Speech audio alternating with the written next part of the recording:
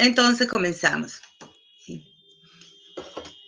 La geografía es una de las ciencias sociales más antiguas de la humanidad. ¿Dónde surge? Surge en Grecia, ¿no? De ahí que el vocablo geografía, ¿no?, esté referido a geo, que significa tierra, y grafos, escritura o descripción. ¿Cuál es el objeto de estudio de la geografía? El objeto de estudio de la geografía no se dice que es la tierra, ¿no? Antiguamente decían la geografía es la ciencia que estudia la relación hombre-tierra, ¿no? O que estudia la tierra. Pues bien, la geografía hoy se afirma que es la ciencia social que estudia el espacio geográfico. Grábenselo bien, es la ciencia, además. Esto es interesante porque podamos pensar que es una ciencia natural, social o no, es una ciencia social, ¿sí? Y su objeto de estudio es el espacio geográfico. El por qué lo vamos a decir después en otro PPT. ¿Cómo ha ido evolucionando la geografía? ¿Sí? Bien, yo les decía que la geografía surge en Grecia y era una disciplina, no era una ciencia, era una disciplina descriptiva, ¿sí? Entonces, los científicos y geógrafos de la época describían pues todo lo que observaban alrededor del medio, pero también trataban de, digamos, de hacer cálculos matemáticos, trataban de hacer definiciones, ¿no? Y ahí surgen las primeras nociones de esfericidad de la Tierra, ¿no? Y además aparecen los primeros cálculos de la circunferencia terrestre. Eso nos hizo Erastótenes, por ejemplo, ¿no? Mientras que Hecateo, por ejemplo, elabora el primer mapa, el primer planisferio de las tierras conocidas por los griegos. Aquí está Europa, como observan. Acá dice Libia, que era África, el Mediterráneo, el Mar Negro, bueno, etcétera, ¿no? Entonces, repito, en la edad antigua, ¿no?, la geografía era descriptiva, pero sin embargo ya nos dejó algunas nociones, ¿no?, geográficas, como la esfericidad de la Tierra, el cálculo de la circunferencia terrestre, la inclinación con respecto a su eje, ¿sí? Y trataron además de representarlo. En la Edad Media, las ciencias sufren digamos, un retraso, ¿no? Debido a que es una etapa de oscurantismo. Sí, y mantiene su carácter, pues, descriptivo, sobre todo la geografía. A fines de la Edad Media y con, digamos, el ingreso de árabes a Europa, la geografía comienza a recuperarse. Y sobre todo cuando se inician los viajes de exploración. Es así como la geografía se va renovando y surgen lo que se conoce como cartas náuticas o portulanos, ¿no? O portulanos. Aquí tenemos, por ejemplo, un mapa de viajeros, le llaman también, o portulanos, y utilizaban mucho la rosa de los vientos, ¿no?, la orientación y los trazos de las rutas que iniciarían, pues, Cristóbal Colón, entre otros, ¿no? Los mayores aportes de esta época vienen, pues, de Al-Idrisi, que vuelve a decir que la Tierra, pues, tenía forma de esfera, ¿no? Y Bartolomé de Pareto, por ejemplo, con sus mapas, pues, portulanos.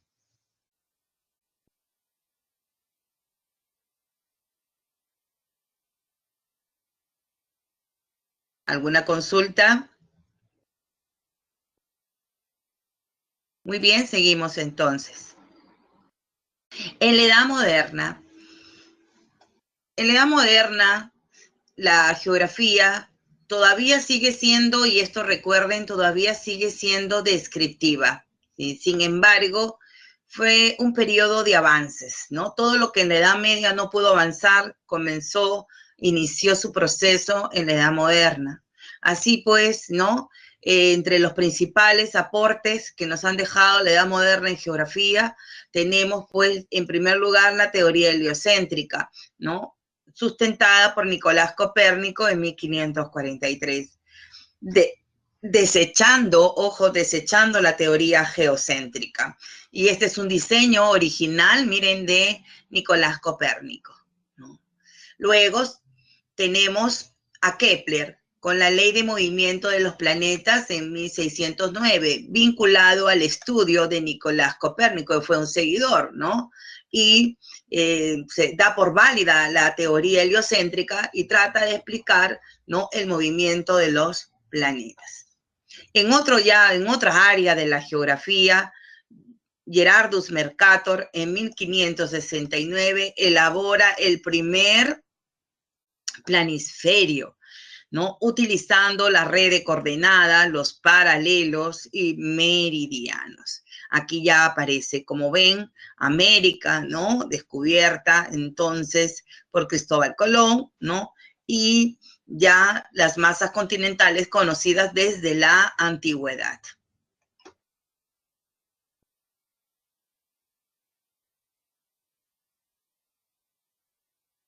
Seguimos. Y ahora entramos ya a la edad contemporánea, que es la que estamos viviendo, ¿no? Contemporáneo viene de, digamos, de la raíz principal, que significa que es lo que se vive. En tal sentido, abarca el siglo XIX, el siglo XX y nuestro siglo. Es en esta edad contemporánea que ya la geografía, y esto también resalta en nuestro separata, adquiere que un carácter científico, ya se convierte en ciencia. Acuérdense, siglo XIX se inicia la etapa científica, la geografía se vuelve ciencia y se define como la ciencia que estudia la interrelación hombre con la naturaleza. Aquí ya comienzan a aparecer los llamados enfoques geográficos y el primer enfoque que surge es el enfoque positivista, ¿no? Se vivía además la filosofía positivista a fines del siglo XIX y la escuela alemana de geografía alemana. Alexander von Humboldt, Karl Ritter, Federico Ratzer, pues son los geógrafos que se agruparon en este enfoque llamado enfoque positivista de la geografía o geografía positivista. ¿Qué plantearon los positivistas? Plantearon el determinismo geográfico. ¿Qué decían ellos? ¿No? ¿En qué consistía el determinismo geográfico? Planteaban que la naturaleza, escuchen bien, la naturaleza condiciona la vida del hombre, ¿no? Entonces el determinismo geográfico planteaba que la naturaleza condicionaba la vida del hombre. En contraposición a esta teoría positivista, en los primeros años del siglo XX surge la geografía posibilista, conocida también como escuela francesa. Entonces los franceses, los geógrafos franceses, plantean el posibilismo geográfico en contraposición del determinismo. Ellos planteaban que el hombre es quien transforma la naturaleza, es capaz de transformar la naturaleza, ¿no?, generando su propio espacio para satisfacer sus necesidades, ¿no? El hombre es capaz de transformar la naturaleza. Ambos aportes fueron significativos para la geografía, ¿sí? Surge así lo que se conoce como geografía regional también en los primeros años del siglo XX. En algunos libros lo pueden encontrar en el siglo XIX, pero no es así exacto, porque fueron los primeros años, o sea, estamos hablando del año 2001, 2002, entonces, en el siglo XX, ¿no? Entonces, 1901, 1902, ¿no?, donde surge esta geografía posibilista, ¿no? Muchos de ellos, como Vidal de la Blache, Max Horner, nacieron en el siglo XIX, ¿no?, y eran obviamente geógrafos del siglo XIX, pero la escuela como tal, el enfoque, se plantea ya en los primeros años del siglo XX.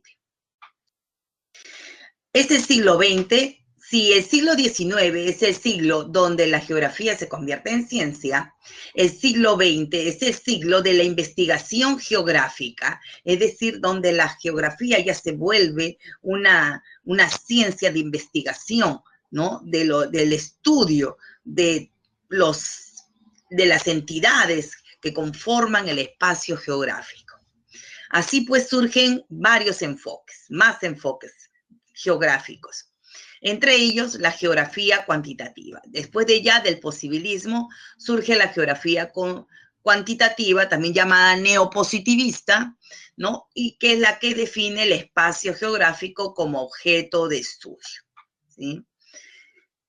Aquí en el siglo XX, ya en la segunda mitad, aparecen ya más enfoques, ¿no? Muy importante para el análisis del espacio geográfico como una unidad funcional, la geografía sistémica. Tenemos la parte humana, ¿no? Especializada en toda la parte humana, por ejemplo, las migraciones, que es la geografía humanística. Y la geografía ambiental, toda la problemática, ¿no? Ambiental relacionada con las actividades humanas. Finalmente, tenemos ya la geografía de este siglo. Ustedes han escuchado hablar de Google Maps, de repente lo han usado, han visto drones, ¿no? Entonces, que capturan la imagen con mayor exactitud, satélites, y entonces ya hoy se vive en este siglo la geografía automatizada o también conocida como geotecnología, ¿no? Muchos afirman que es un enfoque, ¿no? Desde la manera, porque es un enfoque, ¿no? Y no solamente es herramientas, porque esta geografía automatizada tiene la función de presentar una nueva forma de ver el mundo, ¿no? Esa es su misión. Y desde ese punto de vista se considera como el último enfoque que ha surgido la geografía, digamos a lo máximo que ha llegado la geografía, es la llamada geografía automatizada. Tengan en cuenta que siglo XX y siglo XXI no aparece en la separata, pero eso no quiere decir que no nos tomen pues en el examen de admisión, ¿ya? Entonces, mejor es prepararlos a ustedes para la guerra que dejarlos sin armas, ¿correcto? Entonces yo les he colocado aquí todo lo que es siglo XX, siglo XXI. ¿Alguna pregunta? ¿Alguna pregunta sobre la evolución? Pueden hacerlo por el chat, pueden escribir sus preguntas por el chat, no tiene que ser en vía oral, ¿sí? Bien, continuamos entonces. Si no entienden algo, si desean que se lo repita rápidamente, lo hago. Avanzamos entonces. ¿Cuál es el objetivo o el objeto de estudio de la geografía? El objeto de estudio de la geografía es el espacio geográfico. Comenzando la clase dijimos que era una ciencia social que estudiaba el espacio geográfico. ¿Y por qué es social? Porque el espacio geográfico es un producto social, ¿no? Ya que el hombre al relacionarse con la naturaleza la va modificando, generando un nuevo espacio, ¿sí? Entonces el espacio natural es transformado, generando un nuevo espacio con nuevos paisajes. ¿Cuáles son los principios, cuáles son las características del espacio geográfico? En primer lugar, el principio de localización o características del espacio geográfico es la localización. Quiere decir que todo espacio es localizable, para lo cual utilizamos las llamadas coordenadas geográficas que luego vamos a explicar. La extensión, ¿no? Abarca un determinado, ¿no? Una determinada extensión en kilómetros cuadrados.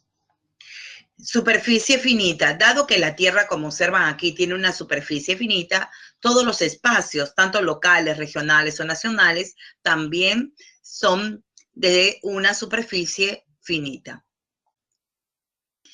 Algo importante que tiene el espacio geográfico es que es cambiante y muestra un dinamismo permanente, ¿no? el espacio geográfico de Lima ha ido evolucionando desde principios del siglo XX hasta el siglo XXI. Lima, con las migraciones, comenzó a crecer de forma horizontal, ¿no? Luego, hoy ya crece de forma vertical, ¿no? Y así, pues, los diferentes espacios siempre están en permanente cambio y dinamismo. Finalmente, se afirma que el espacio geográfico es una unidad funcional donde se dan múltiples relaciones y conexiones entre las entidades que lo conforman. Por ejemplo, acá biosfera, atmósfera, hidrosfera, sociosfera, ¿no? Litosfera. Entonces, todos estos elementos que forman parte del espacio geográfico están en constante conexión y relación. Esto nos lleva al enfoque sistémico de la geografía, la cual concibe, espérense, voy a borrar porque si no se queda así, la cual concibe a el espacio geográfico como un sistema, ¿no? Una unidad funcional. Desde el punto de vista de los sistémicos o de los geógrafos sistémicos, la geografía es la ciencia que estudia el geosistema, ¿no? El geosistema. ¿Y qué es el geosistema? El geosistema es un producto, ¿sí? Es un producto. ¿Sí? Es un producto. Y tenemos aquí, ¿no? Un producto. Este producto es el resultado de la interacción entre las entidades que se interrelacionan entre sí. Estas entidades son de tres tipos, ¿no es cierto? Son de tres tipos. Tenemos abióticas, bióticas y antrópicas. Si hablamos de entidades abióticas, estamos hablando entonces de qué? Estamos hablando del suelo, que se organiza en un sistema llamado litosfera. Estamos hablando del agua, que se organiza en un sistema llamado hidrosfera, y aire, ¿sí? Que se organiza en un sistema llamado atmósfera, que son considerados como los subsistemas terrestres abióticos, cuyas entidades entonces son agua, aire, suelo. Y tenemos las entidades bióticas, ¿no? Las cuales dan origen a este subsistema llamado biosfera. Tenemos entonces la flora y tenemos la fauna, ¿no? Como entidades bióticas y dan origen a la llamada biosfera. Y tenemos las entidades antrópicas. El hombre vive en sociedad, ¿sí? Y entonces, al vivir en sociedad, ha creado un sistema, el cual está en el centro. ¿Por qué? Porque este sistema actualmente ejerce una influencia decisiva sobre los otros cuatro sistemas, ¿no? Entonces, el hombre es el ente antrópico, cuyo sistema es la sociosfera. Entonces, litosfera, hidrosfera, atmósfera, biosfera y sociosfera se interrelacionan para dar origen ¿a quién? Al geosistema, ¿no? Ese es el enfoque de la geografía sistémica. Y ustedes dirán, ¿para qué sirve la geografía sistémica? ¿No? Es una geografía analítica, ¿no? Que buscas a través del análisis solucionar los problemas que se pueden presentar en cada uno de estos sistemas terrestres, ¿no? Y busca soluciones a través del análisis particular de cada uno, pero también del análisis global, ¿no? De los efectos de esta interrelación. Problemas como el calentamiento global, el cambio climático, la contaminación ambiental, entre otros, ¿no? Son explicados por la geografía sistémica de forma analítica. ¿Alguna pregunta, chicos? ¿Chicas? Muy bien, con esta explicación hemos terminado esta primera introducción del curso y vamos ya a entrar a las líneas imaginarias. La Tierra es un geoide. achatada en los polos, ensanchada en el ecuador. Matemáticamente no tiene una forma, digamos, geométrica. Sin embargo, la geodesia, que es la ciencia que estudia las líneas imaginarias y las grandes dimensiones de la Tierra, la compara con un elipsoide en rotación o esferoide. De tal manera que matemáticamente se afirma que que la Tierra es un esferoide, matemáticamente. Sobre este esferoide se trazan infinitas líneas imaginarias con las cuales se puede ya medir, ¿no? Hacer las mediciones de la Tierra. La pregunta es, chicos, ¿cuál es la línea imaginaria más importante de la Tierra? La primera pregunta que les hago, pueden contestar, utilicen el chat para contestar. Participen, no importa si nos equivocamos, no importa, la idea es participar.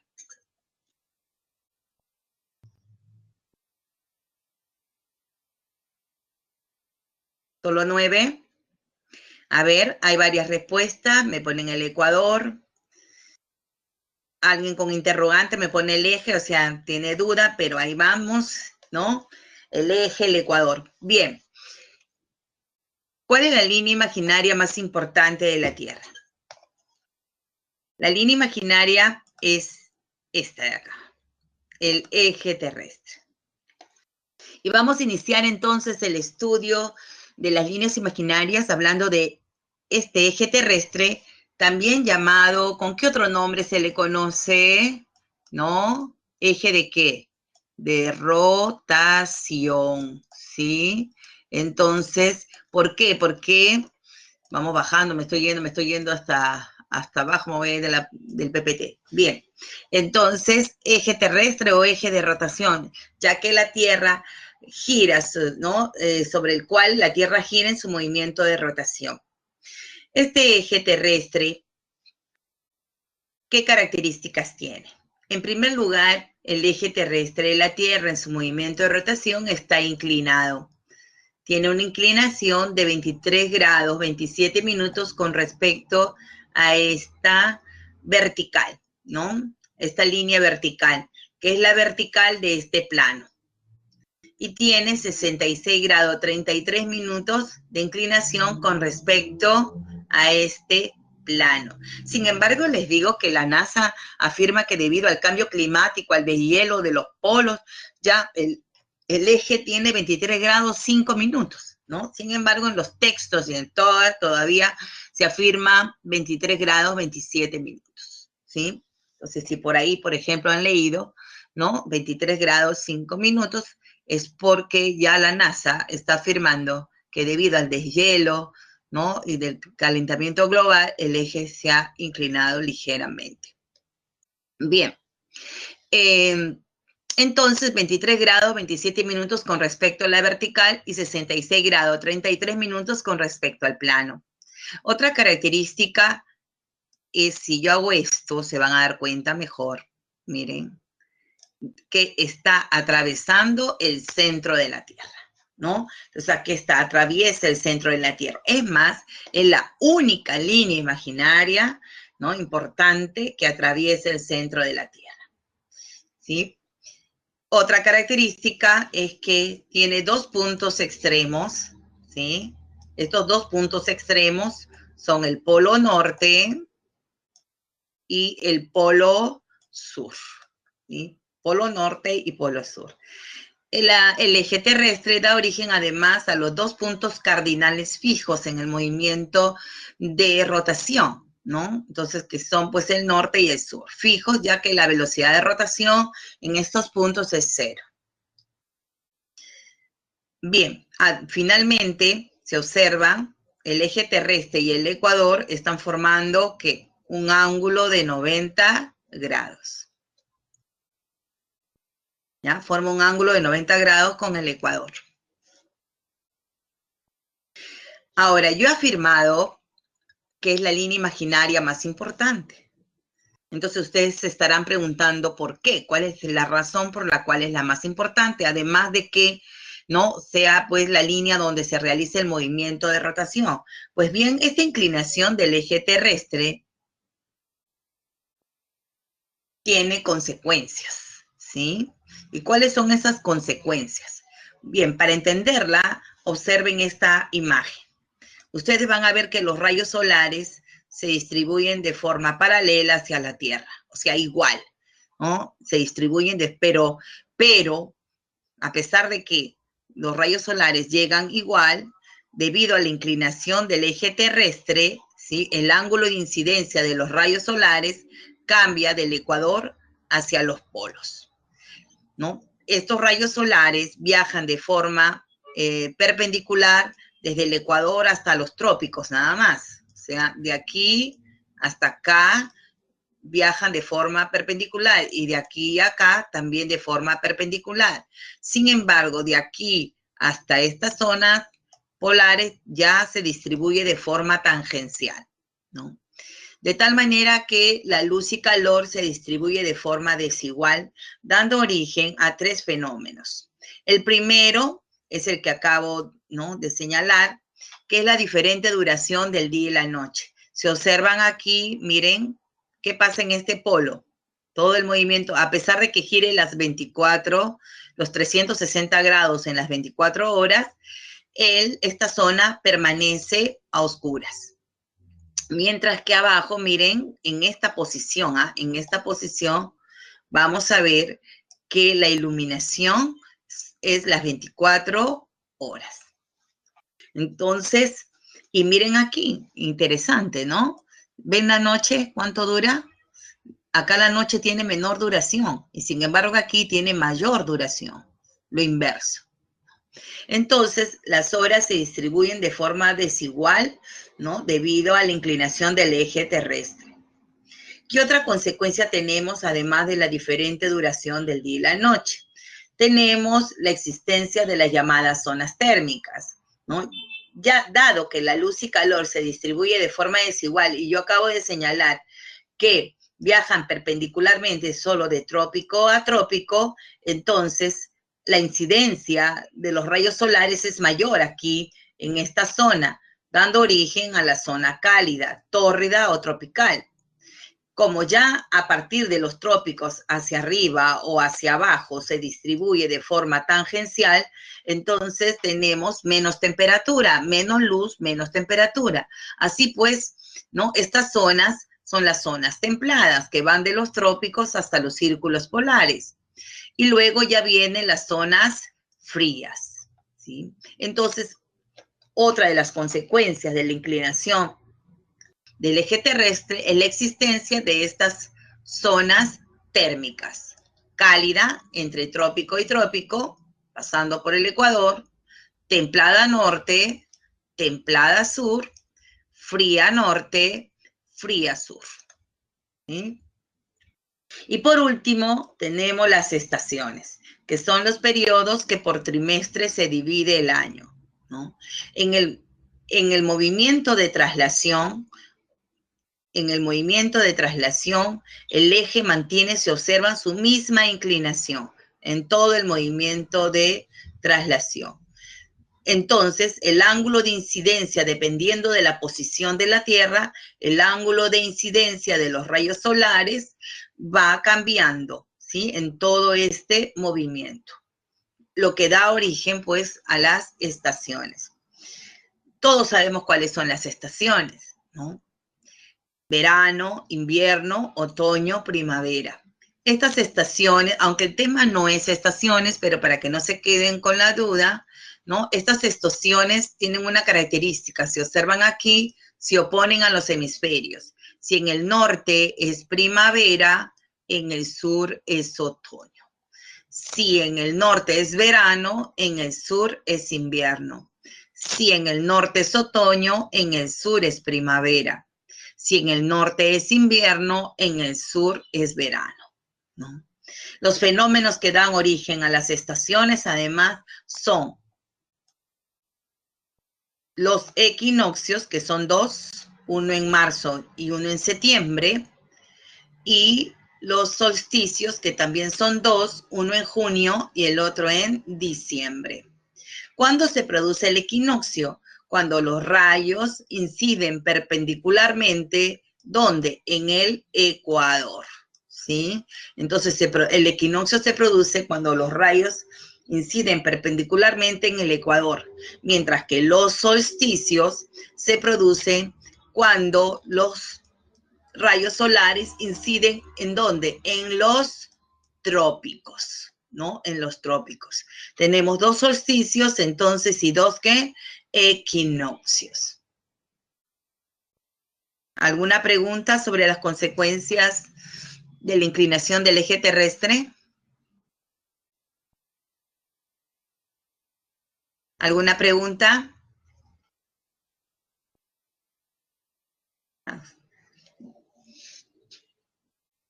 Escríbame su pregunta, por favor.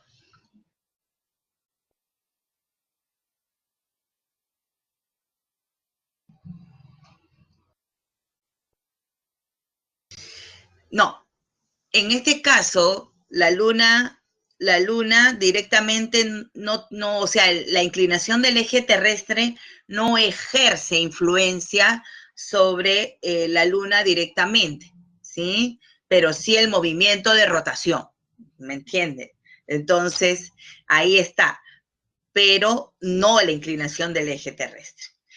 La luna sí ejerce influencia sobre la Tierra, lo vamos a ver luego, ¿no? A través del sistema de mareas, ¿ya? Pero no, el eje no tiene que ver con la luna, pero sí el movimiento de rotación. La inclinación me refiero.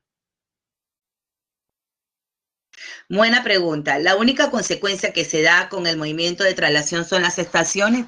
Exacto, porque si la Tierra está quieta pero está inclinada, los rayos se observan, se distribuye de forma desigual, ¿no? Al distribuirse en forma desigual se da origen a, entonces, a las zonas térmicas, ¿sí? A las zonas térmicas, ¿sí? Y entonces, eh, la diferente duración del día y la noche también tiene que ver con la traslación. Estos dos tienen que ver con traslación, ¿ya? Estos dos tienen que ver inclinación y traslación, inclinación del eje y traslación, pero las zonas térmicas no. Las zonas térmicas, así no haya traslación, va a existir las zonas térmicas, ¿ya? Entonces, ojo, así no haya traslación, las zonas térmicas van a existir, pero para que haya diferente duración del día y la noche, ¿sí? Entonces, en todo el movimiento de traslación se produce eso. ¿Sí? Es invierno en el norte y verano en el hemisferio sur, pero que no importa si es este o oeste, no. Tiene que ver, las estaciones tienen que ver con las latitudes y no con las longitudes, o sea, no con este o oeste, ¿ya? Porque es invierno, por ejemplo, en Canadá, y es invierno en Francia, y es invierno en Rusia, y es invierno en Japón. Entonces, no importa si están en el hemisferio occidental o oriental. ¿Sí? Muy bien. Otra pregunta. Muy bien, ¿qué es el plano de la eclíptica? El plano de la eclíptica, si regresamos, el plano de la eclíptica es el plano en el cual se localizan todos los planetas y donde se desarrollan los eclipses. Por eso se llama plano de la eclíptica, ¿no? El eclipse solar, el eclipse lunar, y donde se localizan todos los planetas y el Sol. El día, no, a ver, una cosa es que haya día y que haya noche, y otra cosa es que el día dure más y la noche dure menos, ¿me entiende? Día y noche es por el movimiento de rotación, pero su duración, como dice aquí, su duración es por la inclinación del eje terrestre y el movimiento de traslación. Días más largos en verano, noches más largas en invierno, ¿no? Si ustedes se dan cuenta, en verano amanece más temprano, ¿sí o no? ¿No? La luz, ya está. En cambio, en invierno todavía son las 6 y sigue oscura. Y entonces eso tiene que ver con la traslación y con la inclinación del eje terrestre. ¿Ya? Entonces, día y noche por rotación, pero su duración, su diferente duración es por la inclinación del eje terrestre y el movimiento de traslación. ¿Explicado? ¿Entendido? Bien, entonces seguimos avanzando.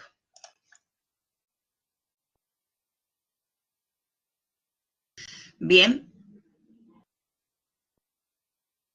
pasemos ahora a los polos geográficos. Habíamos señalado que el eje terrestre tenía dos puntos extremos, ¿sí? Estos puntos extremos son los polos. Entonces se define a los polos como los puntos extremos del eje de rotación o eje terrestre en su encuentro en la superficie. ¿Qué características tienen estos polos? En primer lugar, si tenemos que definirlos, vamos a señalar, además de que son los puntos extremos del eje terrestre, son los puntos más alejados con respecto a ¿quién?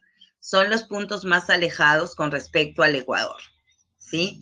Y al ser más alejados, vamos a hacerlo despacito, ya está acá, forma un ángulo de ¿cuánto? De 90 grados. Por eso es que la latitud de los polos es de 90, ¿sí? Ya que están a una distancia angular de 90 grados con respecto al ecuador, ¿sí?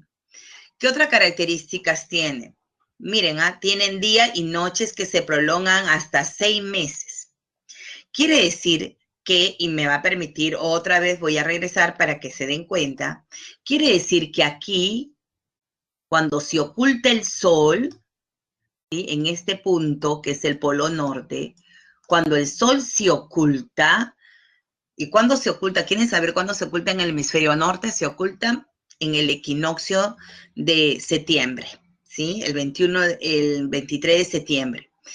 El sol se oculta, ya no sale hasta, imagínense, 21 de marzo, o sea, 6 meses. Mientras que aquí, cuando el sol sale el 23 de septiembre, ya no se oculta hasta entonces el 21 de marzo, ¿no? Entonces, 6 meses día aquí en los polos y 6 meses noche, ¿no? Bien, además de esa característica, ¿qué otras características tienen los polos? Además, coinciden con las zonas climáticas de bajas temperaturas. Obviamente son las zonas donde se registran las más bajas temperaturas, por ejemplo en la Antártida, menos 63 grados. Además de estas características, debo señalar que son los polos donde se manifiesta la mayor fuerza de gravedad terrestre.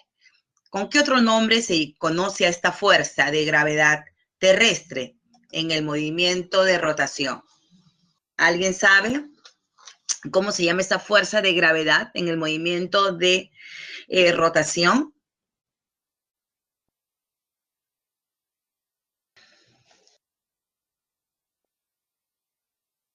Perfecto, ¿sí? Fuerza centrípeta, ¿no? Los demás anoten. Entonces son las zonas donde más se manifiesta la gravedad terrestre o también llamada fuerza centrípeta. Pasemos ahora al ecuador terrestre.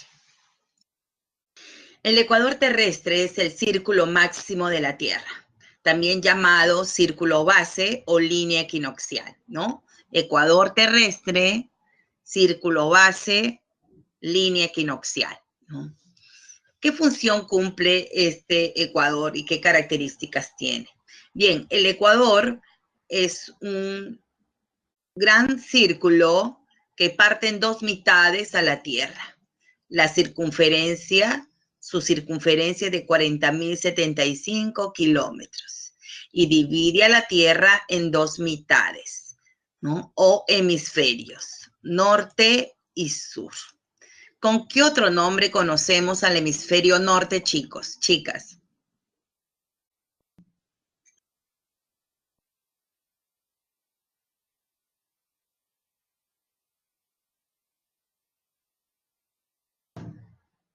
Veamos. Muy bien, boreal, septentrional, continental, Yadira, demótico. Acuérdense que aquí todas las masas continentales, ¿no? Se concentran, ¿no? De ahí que sea pues también denominado continental. ¿Y el sur cómo se denomina?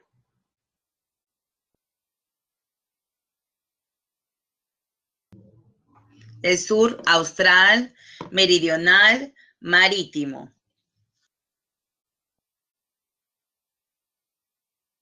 ¿Sí? Marítimo, acuérdense, ¿ah? Marítimo. Seguimos. Es perpendicular al eje terrestre, ya hemos mencionado que formaba un ángulo de 90 grados. Interesante aquí, su valor es 0 grados, 0 minutos, 0 segundos. ¿Sí? Porque, como yo les dije, es el círculo base. A partir del ecuador se miden todas las demás latitudes terrestres. De ahí que su valor sea, ¿qué? 0 grados. ¿Y por qué se le llama línea equinoccial? ¿Porque se producen los equinoccios? Claro que se producen los equinoccios, pero equinoccial viene de igualdad, día y noche iguales, donde el día dura 12 horas y la noche dura 12 horas. Ese lugar es el único lugar en la Tierra donde el día y la noche tienen igual duración de 12 horas, ¿sí? Equivalente al movimiento de rotación. ¿Qué tienen en común A y B si se localizan en el ecuador, chicos? Chicas. ¿Qué tienen en común A y B si se localizan en el ecuador?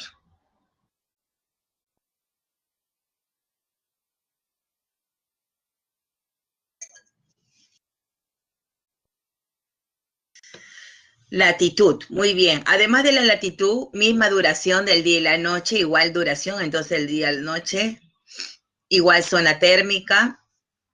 ¿Qué zona térmica sería? ¿Cómo se llama esa zona térmica? Tropical. ¿Qué otro nombre? ¿Con qué otro nombre? Recordemos, cálida. Otro nombre que podría venir en el examen, tórrido. Muy bien. Tórrida, tropical, cálida. Acuérdense, ¿ah?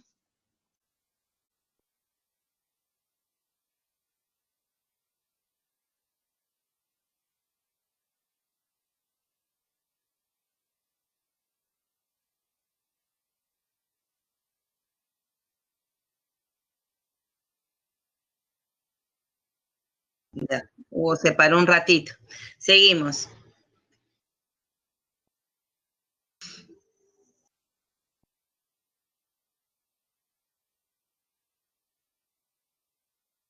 Creo que sea...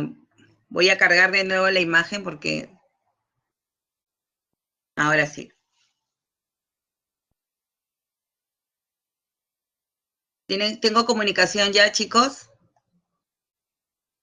¿Se fue por ratos? Ya se fue un ratito, pero ya no puedo pasar la diapositiva, creo que se ha descargado, voy a cargarla de nuevo, ¿ya? Ya no puedo avanzar. La voy a actualizar.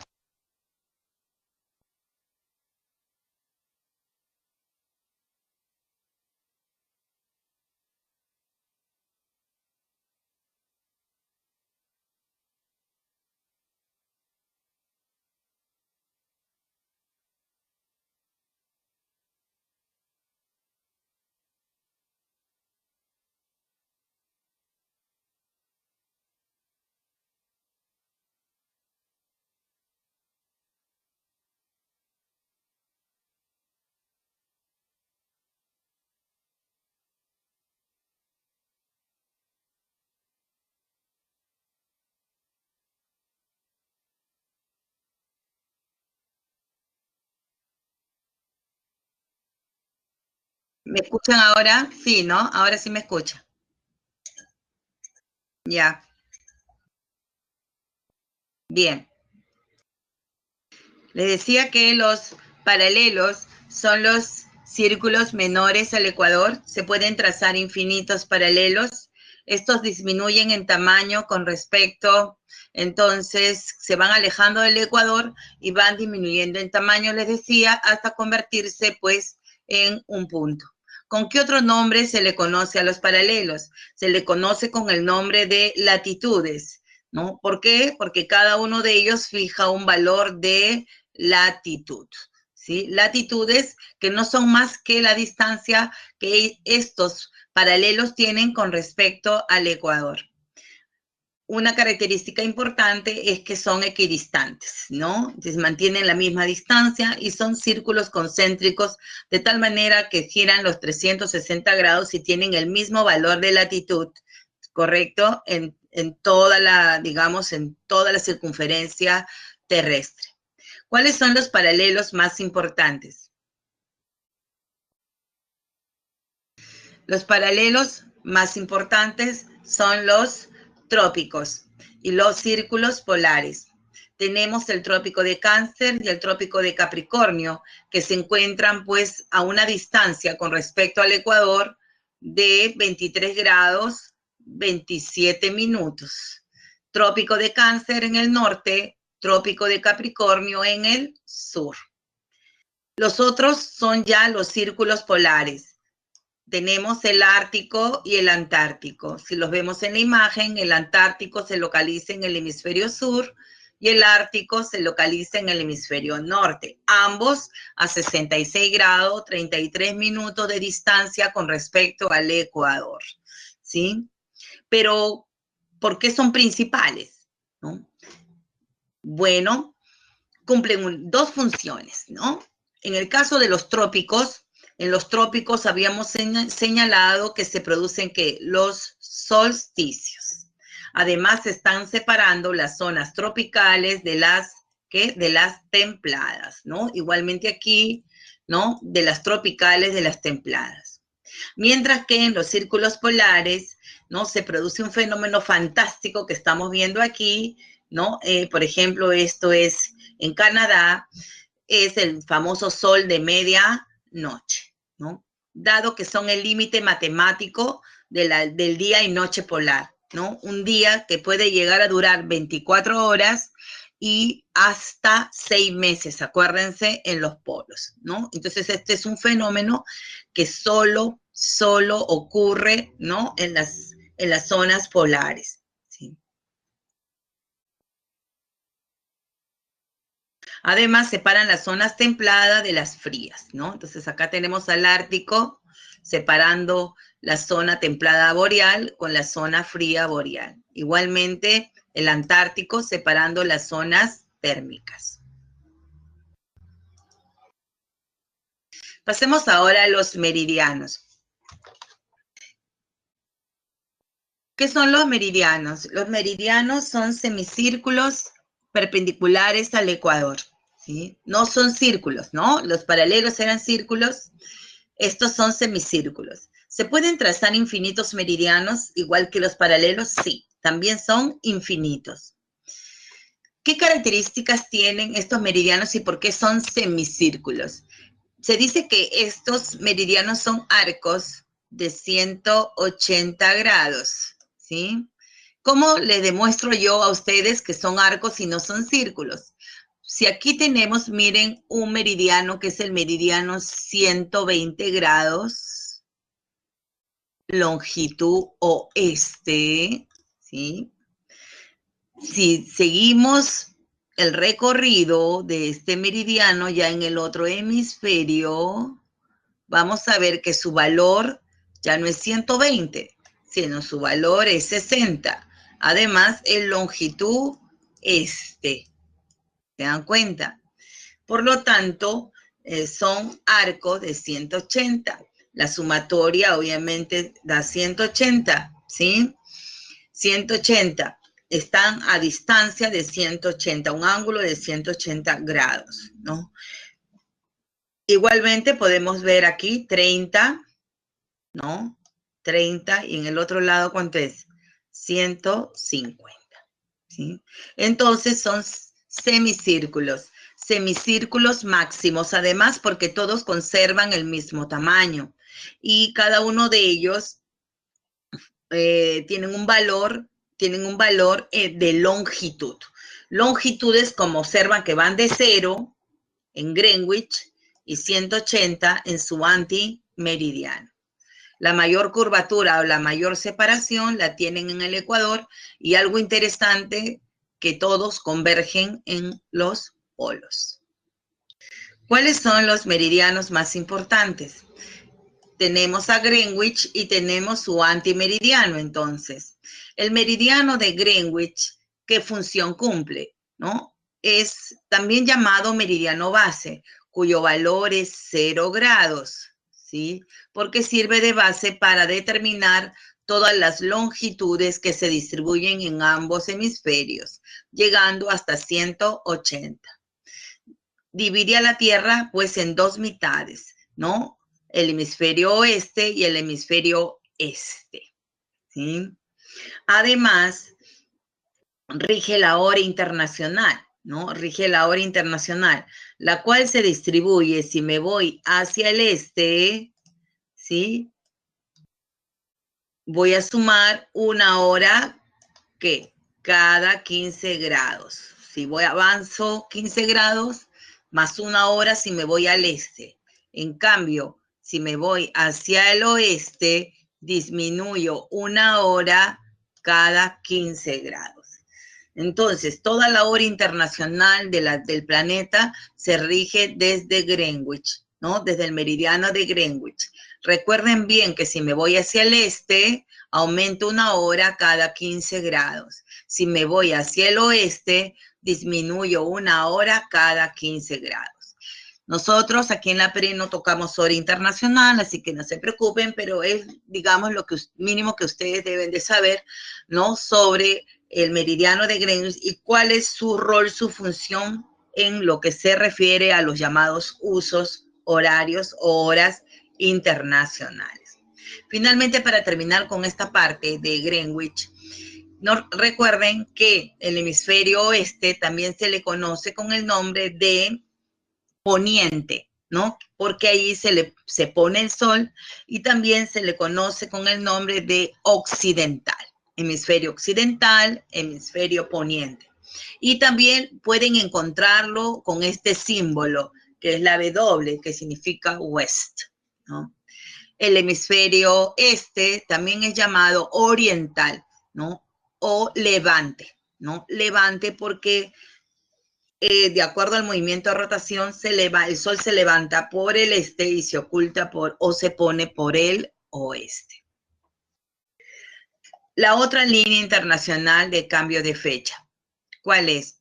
Es el antimeridiano, también llamado meridiano 180 grados, que cumple una función de ser la línea internacional de cambio de fecha, ¿no? Si yo me voy hacia el este, hemos dicho, si yo me voy en dirección este, las horas van a ir aumentando, ¿no? Una hora cada 15 grados, de tal manera que yo tengo 12 usos horarios en el hemisferio occidental y 12 usos horarios en el hemisferio oriental, ¿no? Entonces, ¿dónde terminan esos 12 usos horarios? Aquí, en esta línea, si yo voy así, en esta dirección. Entonces, por eso es que esta línea es la que me está marcando, ¿no? El cambio de fecha internacional, ¿no? Los países que, digamos, son los primeros en cambiar su fecha, son aquellos que se encuentran en A, ¿correcto? Entonces, aquí tenemos a las islas Kiribati, Tuvalu, ¿no? Fiji, tenemos también Nueva Zelanda, ¿no? Aquí vemos Australia. Entonces, todas las islas que se ubican aquí son las primeras en cambiar su fecha, por lo que también son los primeros en celebrar, ¿qué cosa? La llegada del Año Nuevo, ¿no? Mientras que los que están en esta parte del planeta, entonces son los últimos en celebrar, porque aquí retrocedíamos -1, ¿se acuerdan? Y si yo doy toda la vuelta, me voy a encontrar, ¿no? En esta zona de aquí, y aquí está América, se observa, y todos los países que están aquí en esta zona, en este hemisferio, son los últimos en cambiar la fecha. De tal manera que si aquí todavía estamos 31, aquí ya ellos están en 1 de enero. Si yo cruzo de A a B, ¿habré ganado o perdido un día? ¿Qué me dicen? ¿Qué es lo que ven? ¿Qué dicen, chicos? chicas. Si viajo en esta dirección que les he marcado, ¿gano o pierdo?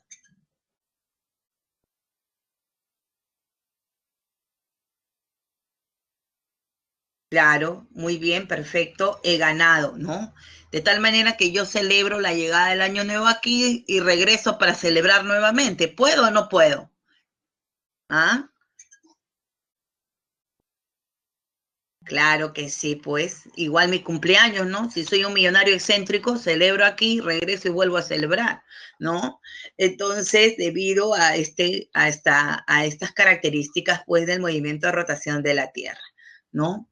Si en cambio, si viajo de B hacia A, habré perdido. ¿Qué hemisferio es B, chicos? ¿Occidental o oriental? Chicas.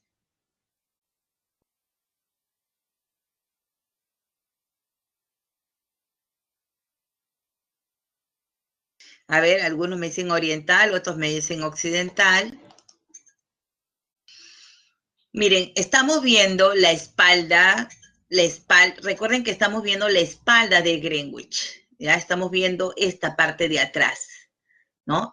Giremos, a ver, imagínense que esto está girando, girando, girando, girando, girando. Entonces, ¿esto qué es? Oeste. ¿Y esto qué es? El este. ¿Sí? Giren el globo, giren ustedes imaginariamente el globo y pónganlo en esta parte. Entonces estamos viendo la espalda. Entonces lo que se ve aquí es el este y lo que se ve aquí es el oeste.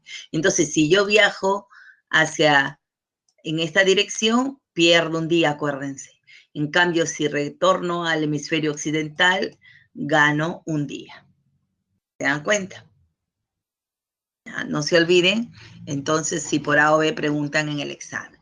¿Ya? Si atravieso la línea internacional de cambio de fecha, ¿no? Desde el hemisferio occidental al oriental, pierdo. Del hemisferio oriental al occidental, gano. ¿Sí? Porque retorno al 31.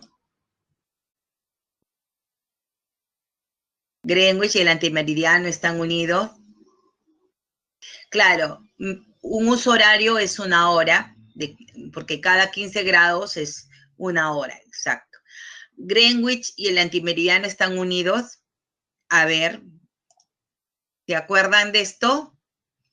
Aquí pasa, todos atraviesan, ¿sí? Todos atraviesan los polos, ¿no? Aquí se unen y vuelve a salir, pero al salir ya no tiene el mismo valor. Por eso es que habíamos dicho que son semicírculos, ¿correcto? Porque todos se encuentran en los polos.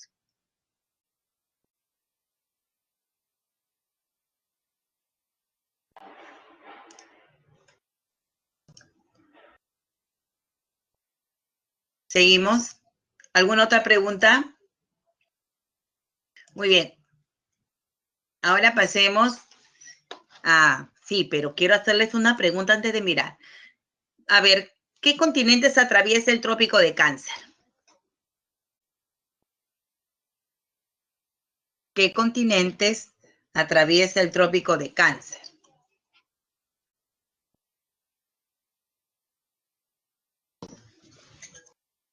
Participen, participen, no hay problema. Si se equivocan, estamos para aprender. A ver, veamos las respuestas. Bien, Asia,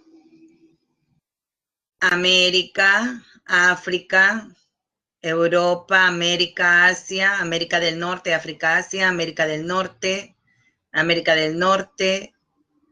Norteamérica, Centroamérica, América, Europa, Asia, África. A ver, vamos a ver, hay varias respuestas, veamos quién tenía la razón, ¿no?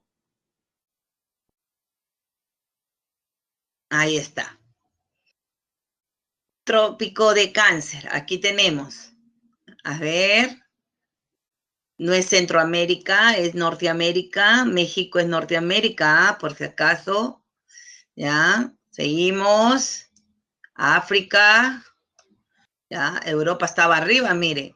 Y ahí siempre caen, porque me ponen que el trópico de Cáncer pasa por Europa, ¿no? Arabia, todo Asia, y de ahí se va hacia las islas de Oceanía, ¿no es cierto? Entonces, acuérdense que no pasa por Europa, ¿ya? Entonces, América del Norte, África, Asia, y se dirige hacia el Océano Pacífico, ¿no es cierto? Ahí hay, entonces, algunas islitas, islotes, pero bueno, no están habitados. Tenemos América, África, Asia. El círculo polar ártico. Alaska, Canadá, Groenlandia, Islandia, entonces ya entra Europa, la península escandinava, la Siberia rusa, ¿sí? Ecuador, acá, América, África, Indonesia, ¿no? Se dirige a Oceanía también, ¿no? Hacia el océano y algunas pequeñas islas. De ahí que tenemos Trópico de Capricornio, América, Sudáfrica, Madagascar, Australia. ¿Se dan cuenta? Y de ahí se dirige pues hacia Oceanía. Finalmente aquí, aunque no se nota muy poco, tenemos aquí, ¿no?, la península antártica por la que pasa el círculo polar antártico. Greenwich, atravesando pues ya Europa, ¿no? Acá cerca a Londres, África, y luego hacia abajo se dirige hacia ¿dónde? Hacia la Antártida. ¿Dónde se cruzan? Importante, ¿ah? ¿Dónde se cruza Greenwich con Ecuador? En las costas occidentales de África, ¿no? Entonces, aquí en el Golfo de Guinea, ¿no? Entonces, aquí está el cruce de ambas líneas imaginarias. ¿Alguna pregunta?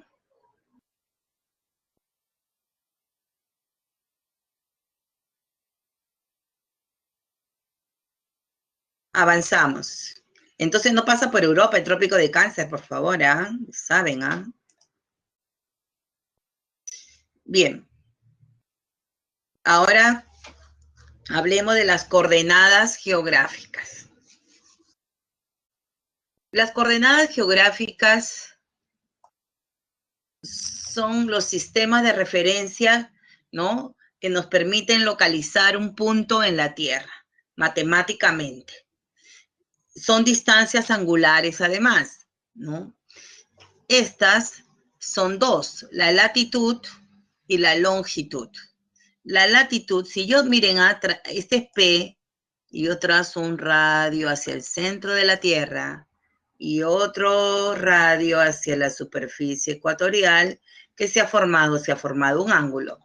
Por lo tanto, la latitud es la distancia angular de un punto con respecto, un punto de la Tierra con respecto al Ecuador, ¿sí? Igualmente, ahora P está acá, trazo un radio, ya está. ¿Qué tenemos? Tenemos un ángulo también que se ha formado con respecto a Greenwich. Esta distancia angular se denomina longitud. Miren, para la latitud que se toma como referencia, aquí debería estar en la imagen, es esto, que se toma como referencia un paralelo. Y aquí el Ecuador, ¿no? Entonces P se localiza en un paralelo y forma una distancia angular con respecto al Ecuador. En cambio, para la longitud, P se localiza ¿dónde? En un meridiano. Y aquí está Greenwich. Entonces hay una distancia angular también, pero se toma como referencia el meridiano, ¿no? En cambio aquí el paralelo con el Ecuador y el meridiano con el meridiano base. La función entonces es localizar de forma matemática, con precisión matemática, pues cualquier punto en la superficie terrestre. Por ejemplo, si queremos saber dónde está localizado Lima, entonces Lima se localiza a 12 grados 4 minutos de distancia del Ecuador, latitud sur, y a 77 grados 3 minutos 20 segundos de distancia con respecto a Greenwich, longitud oeste. ¿Se acuerdan la W que les decía, no? Longitud oeste.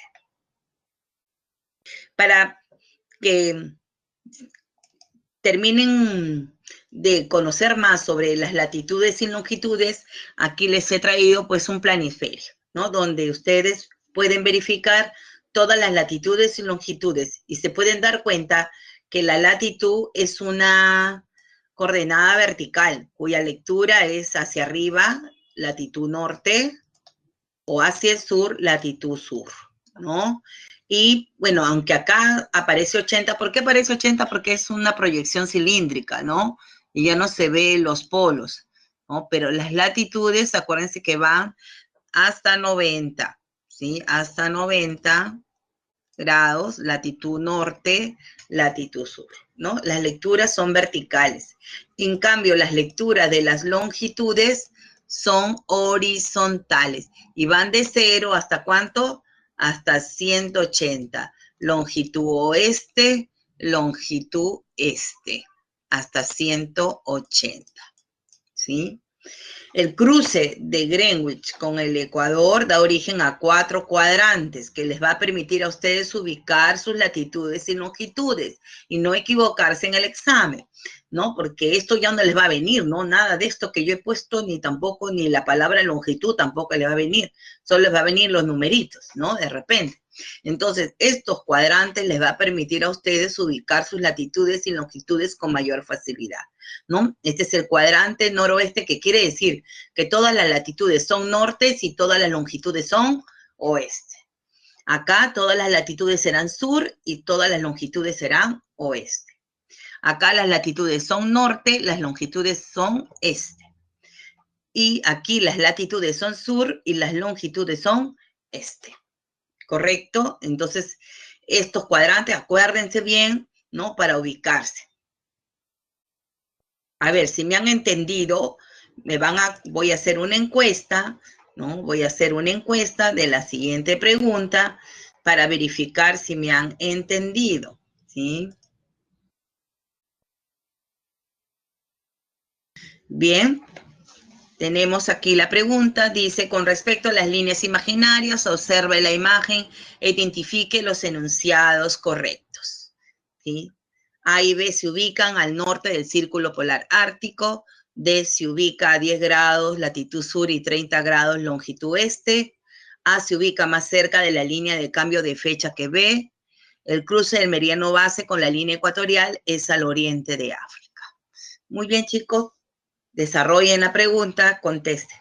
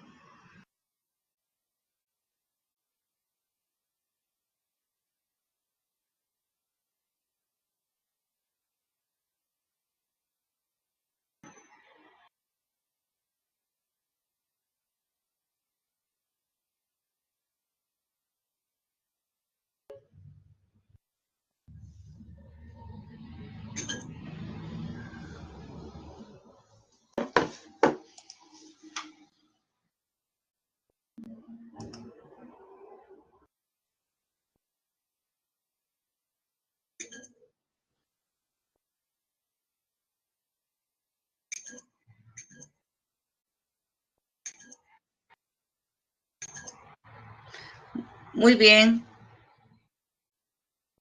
¿Qué pasó? Voy a abrir nuevamente la encuesta, ¿ya? Se ha cerrado. Creo que yo misma la cerré por error.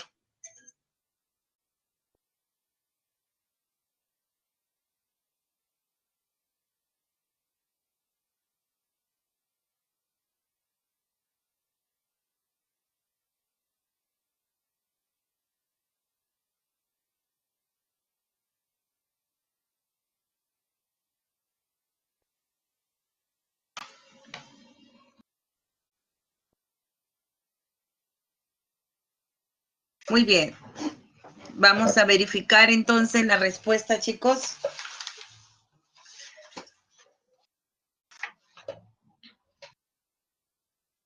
¿Terminamos ya? ¿Terminamos?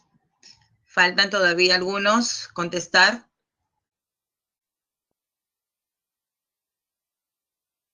La idea es que ustedes trabajen, si se equivocan no importa, ya después del repaso irán mejorando, pero practiquen, practiquen, no dejen de practicar, ¿sí?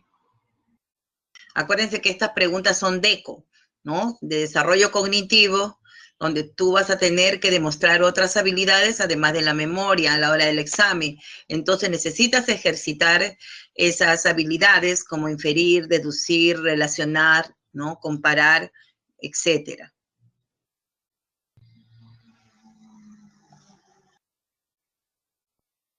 Bien, ya no espero más, voy a publicar los resultados, a ver qué pasó, ¿sí? 1, 2, 3. Bien, ahí tenemos, ¿no? La respuesta, la mayoría ha marcado la letra A, ¿no? Que era la respuesta correcta. Algunos me contestaron la B, ¿no? Y vamos a ver qué pasó.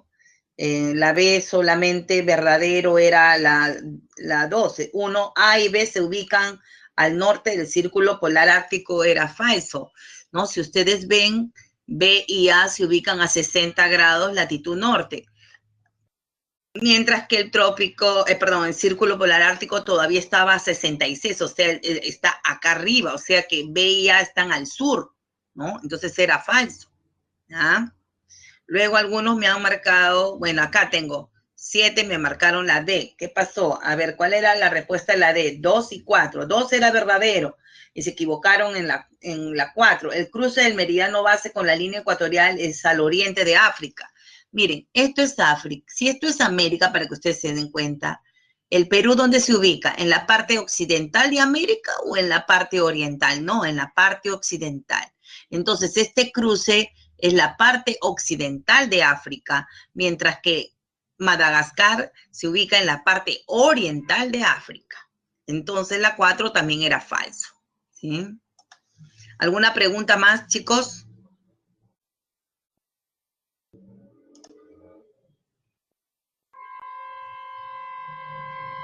Bien, entonces hemos terminado lo que es geografía, chicos. Tenemos que hacer educación cívica, no sin antes darle las claves de los otros ejercicios para que ustedes ya los desarrollen en casa con paciencia, ¿sí?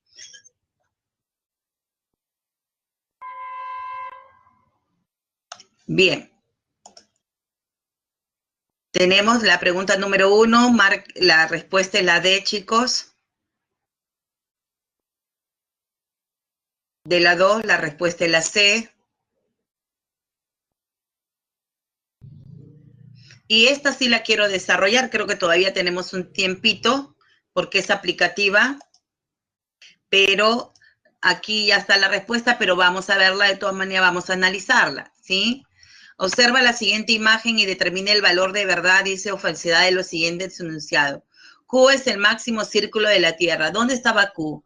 ¿No? Acá. Entonces Q es el ecuador. ¿Estaba bien? Era verdadero, ¿no? O y P tienen diferente uso horario. ¿Dónde está O? O y P tienen el diferente uso horario.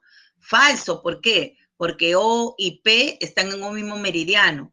Y todos los puntos ubicados en un mismo meridiano tienen igual hora o tienen igual uso horario, ¿no? ¿Qué tienen en común, por ejemplo, dos puntos que se localizan en un mismo paralelo? ¿Sí?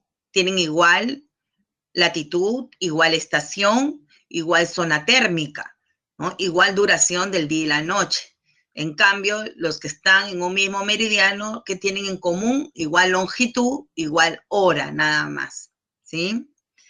R cruza el centro de la Tierra. ¿Dónde está R? No, R es superficial. Además, yo les he mencionado, ¿cuál era la única línea imaginaria que atravesaba el centro de la Tierra, chicos? ¿Cuál era la única línea imaginaria que atravesaba el centro de la Tierra?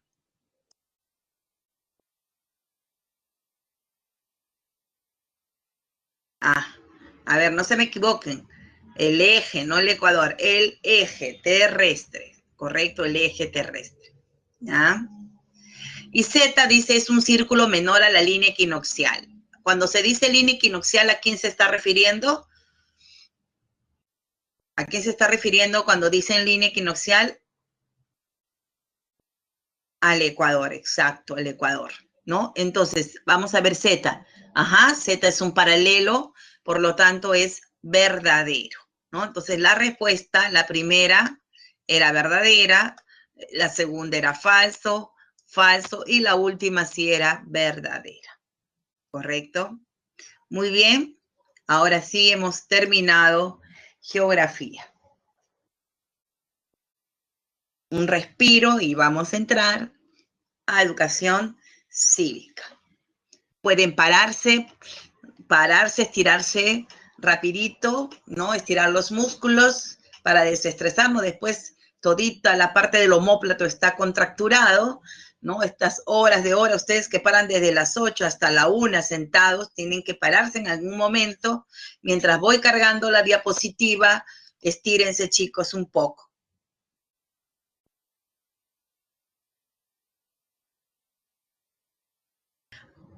Ya. A ver, Natalia, los puntos que están igual paralelos tienen igual latitud, igual estación, igual zona térmica, ¿ya? Igual duración del día y la noche. Claro, Jim, pero no te vas a ir aquí nomás, ahí paradito, párate un ratito y mueve los músculos y te vuelves a sentar. Eso es lo que me refiero, no que se vayan a otro lado.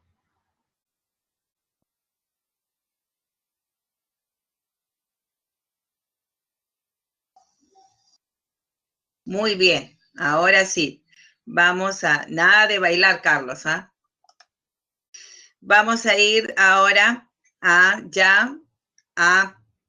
educación cívica. Sí, centrífuga, ya terminamos con geografía con esto. Centrífuga es la fuerza que expulsa en el movimiento de rotación en el lado de Ecuador, ¿no? En el Ecuador se ensancha por eso. Mientras que la fuerza centrípeta, que es la fuerza de gravedad, es la que en los polos se atrae y se achata, ¿ya? Muy bien, con eso, acuérdense que también pueden hacer sus preguntas en el chat, ¿no? En el multichat que el horario les han dado. Y ahora sí, muy bien, entramos a lo que es derechos humanos. ¿Qué vamos a hablar hoy día en educación cívica? Los derechos humanos, conceptos y características, los derechos fundamentales de la persona en la Constitución Política del Perú, las garantías y por último, la Convención sobre los Derechos del Niño. ¿Sí? ¿Hay niños en esta aula o ya no hay niños?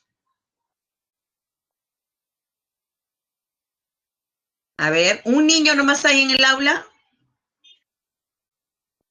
Ajá, ya nadie hay niños, no son niños, ni uno, todos son ¿qué? Adultos. ¿Ah? Qué buena pregunta. 17 cuenta, mis, ¿no? Ajá, eso lo vamos a ver qué dice la Convención de los Derechos del Niño cuando lleguemos, ¿no? Entonces, vamos a ver si son niños o no son niños. Pero ahí les dejo la interrogante, ¿ya? De todas maneras se las voy a decir. Bien, vamos a entrar a los derechos humanos. ¿Qué son los derechos humanos? ¿Sí? Miren, en este tiempo de pandemia, en estos tiempos de pandemia, el Estado ha movilizado toda su infraestructura, ¿no? Con críticas, mal que bien, pero hemos visto cómo está movilizándose, ¿no? toda la infraestructura del Estado, todo el aparato del Estado para poder, ¿no? Digamos, garantizar la salud de la población, para poder atender a aquellos enfermos de COVID. Hay deficiencias, definitivamente, falta oxígeno, pero cada vez vemos que cada vez compran más máquinas. Bueno, tenemos un problema de salud de años, ¿no? Y ahorita se ha evidenciado estas deficiencias, pero entonces el gobierno trata de superar esas deficiencias adquiriendo, pues, ventiladores mecánicos, pruebas COVID, oxígeno, etcétera, ¿no? Ahorita han abierto una nueva sala en el Isidro Lavador de Villa El Salvador, con 25 camas, con 25 ventiladores más, ¿no? Entonces, todo esto, ¿por qué? ¿No? Porque el hombre nace digno, nace con dignidad, ¿no? Y el fin supremo de la sociedad y el Estado es el ser humano, ¿sí? Entonces, los derechos son las garantías esenciales que la persona debe de gozar para poder vivir como ser humano, para vivir plenamente, con todas sus cualidades, ¿no? Inteligencia, talento, espiritualidad, etcétera. El Ministerio de Salud, de Educación, vemos con su plataforma Aprendo en Casa, con transmisión en TV, radio, plataforma, tratando de que los niños se queden sin educación de alguna manera, ¿no? Movilizando todos los recursos. ¿Por qué? Porque los derechos humanos son inherentes a las personas, es indesligable, son como nuestra piel, ¿ya? Entonces, que no se nos puede desprender. De ahí que estos derechos son nuestras garantías para vivir, ¿no? Como seres humanos. ¿Qué características tienen los derechos humanos? Vamos a agrandarlo porque así esto sí no se ve, ¿no? Bien. ¿Qué garantías tiene? En primer lugar, lo que acabo de mencionar, que es inherente, que es indesligable, que son como nuestra piel y se derivan de la misma naturaleza humana. Como yo les decía, ¿dónde está el origen del derecho? Si viniera en el examen, ¿cuál es el origen del derecho? Ustedes van a responder la dignidad humana, ¿no? Y que es propio e inherente de nosotros. La segunda característica o principio del derecho es la universalidad, ya que es común para todas las personas sin distinción, sin ninguna distinción. El principio de igualdad, ¿no? Y universalidad del derecho. Es ecuménico, ¿no? Aquí, en Asia, en Oceanía, en Europa y en todo el mundo. Son interdependientes. ¿Qué dice ahí? La vigencia de uno comporta la vigencia de los demás. La interdependencia significa que todos los derechos están íntimamente interrelacionados unos con otros, ¿correcto? Entonces hay una interrelación entre ellos, están vinculados y uno dependen del otro. Por ejemplo, ¿no? ¿Cuáles son los que están vinculados con el trabajo? ¿No? Seguridad social, vacaciones, licencia por maternidad, por paternidad, jornada laboral de 8 horas, ¿no? Feriados, no se trabaja, remuneración. Entonces, hay muchos derechos que dependen del derecho al trabajo. Ahí nomás un ejemplo claro, ¿no? Indivisibles, ¿qué significa? ¿No? Que dice, ningún derecho puede disfrutarse a costa del otro, no puede prescindirse de ninguno.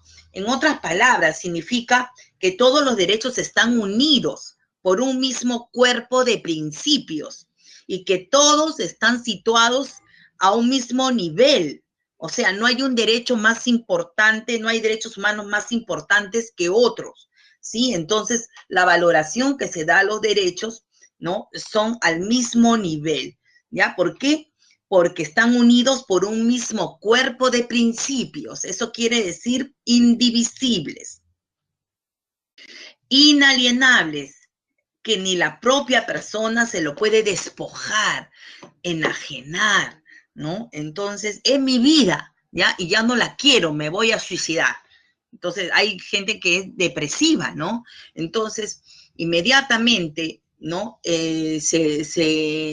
a estas personas hasta incluso pueden hospitalizarlas, ¿no? Porque se autodestruye. Entonces no se puede permitir que la misma persona se autodestruya, porque ni siquiera ella misma se puede despojar de esos derechos.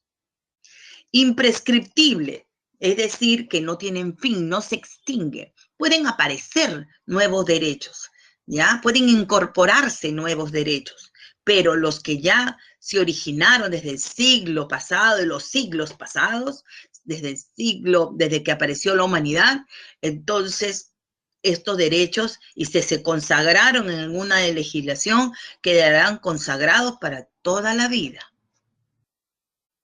Incondicional, ¿no? No hay límite para el ejercicio del derecho. El único límite para el ejercicio de un derecho es otro derecho. ¿Me entiende? No hay límites para el ejercicio de los derechos.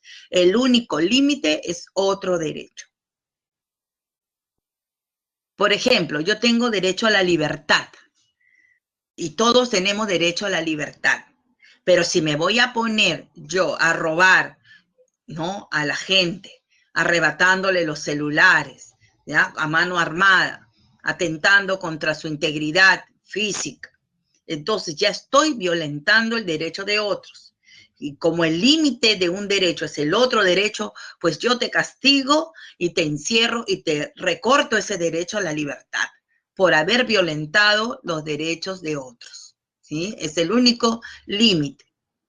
Inviolables, que no pueden ser violentados ni vulnerados. ¿Por quién? Por el Estado, funcionarios, autoridades, instituciones y ninguna otra persona, ¿no? Inmediatamente para eso, a ver chicos, si se violenta o se vulnera o se ve amenazado un derecho, ¿a qué recurro?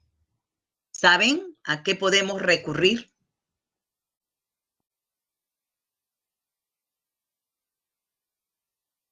¿Alguien sabe a qué podemos recurrir? Si se vulnera o amenaza los derechos.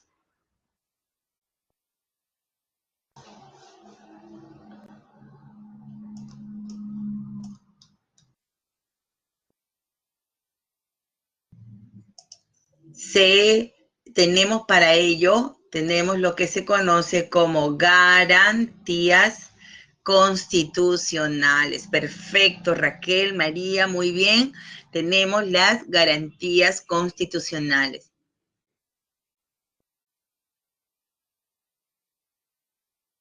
Muy bien.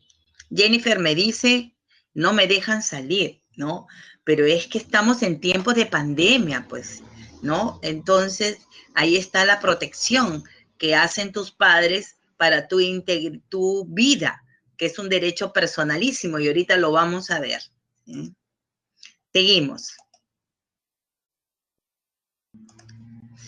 Bien, la generación de derechos, ¿sí? Los derechos han ido evolucionando en lo que es legislación y juridificación de los derechos. Entonces, con la Revolución Francesa en el siglo XVIII, por primera vez, ¿no?, se juridifican los derechos, ¿no? Y aparece una legislación sobre derechos. Y es así como surgen los llamados derechos civiles y políticos, cuyo ejercicio es individual, como el derecho a la vida, a la identidad, a la nacionalidad, a la propiedad, a elegir y ser elegido, ¿no? Entonces son los derechos ciudadanos, políticos o ciudadanos y también los civiles, a opinar, ¿no?, a expresar, ¿no?, a expresarnos y opinar, a la libertad de conciencia, que son derechos civiles. Y tenemos los que surgen en el siglo XIX, con la revolución industrial y las luchas, los primeros sindicatos, el movimiento obrero, las primeras jornadas, que permitieron que se consagren los derechos económicos, sociales y culturales que tienen un carácter colectivo, ¿no? Entonces aquí está el derecho a la educación, a la salud, al trabajo y todos los que se derivan de esas tres, digamos, derechos bases, ¿no? Luego tenemos los derechos de tercera generación, que son los derechos que surgen después de la Segunda Guerra Mundial, también llamado derechos de los pueblos o solidarios, también llamados colectivos. Hoy en tiempos de pandemia se hace presente pues la solidaridad internacional, ¿no? Este derecho a la solidaridad internacional, al cual el Perú ha sido beneficiario, ¿no? Viniendo la solidaridad de otros países como China, como Gran Bretaña, como, o Reino Unido, perdón, como Estados Unidos, ¿no? Con donaciones, y no solo el Perú, sino también otros países han recibido, pues, digamos, ayuda, ¿no? Solidaria de otros países. Estos derechos, entonces, son los derechos de tercera generación, el derecho a la paz internacional, el derecho a vivir en un ambiente saludable, el derecho, por ejemplo, a la libre determinación de los pueblos, ¿no? Esto que surge con el proceso de descolonización del mundo, ¿no? Y donde entonces los pueblos se comienzan a independizar, sobre todo en África, ¿no? Sobre todo en África después de la Segunda Guerra Mundial. Estas tres generaciones de derechos, chicos, se encuentran en la Declaración Universal de los Derechos Humanos. Por eso que en esa Declaración Universal de los Derechos Humanos se reconocen estas tres generaciones de derechos. Pero existe una cuarta generación de derechos, ¿sí? O sea, después de la declaración han surgido otros derechos. ¿Existe una cuarta generación de derechos? ¿Qué dicen?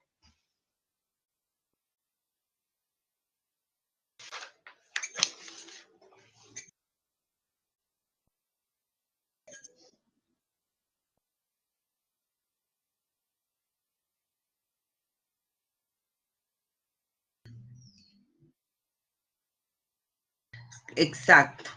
Los tecnológicos, ¿no es cierto? Tenemos los de cuarta generación, los que tienen que ver con el acceso a la información en las redes, al ciberespacio, ¿no es cierto?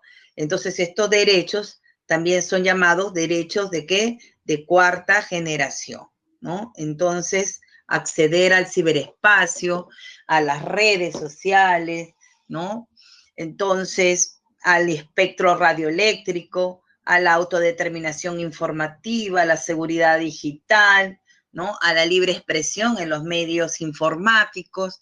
Entonces, todo lo que tiene que ver con el uso de la tecnología, ya entonces son derechos que no fueron considerados en la Declaración Universal, ¿no? De los Derechos Humanos. Por eso se afirma que ya son derechos de cuarta generación, ¿sí?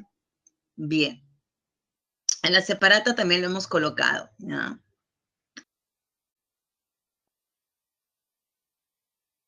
Muy bien. Ahora pasemos a los derechos fundamentales de la persona y la Constitución política. Miren, yo les decía, ¿no? El hombre nace digno y por lo tanto la defensa de la persona humana y el respeto de su dignidad son el fin supremo de la sociedad y el Estado. Esto está escrito y es el artículo 1 de nuestra Constitución.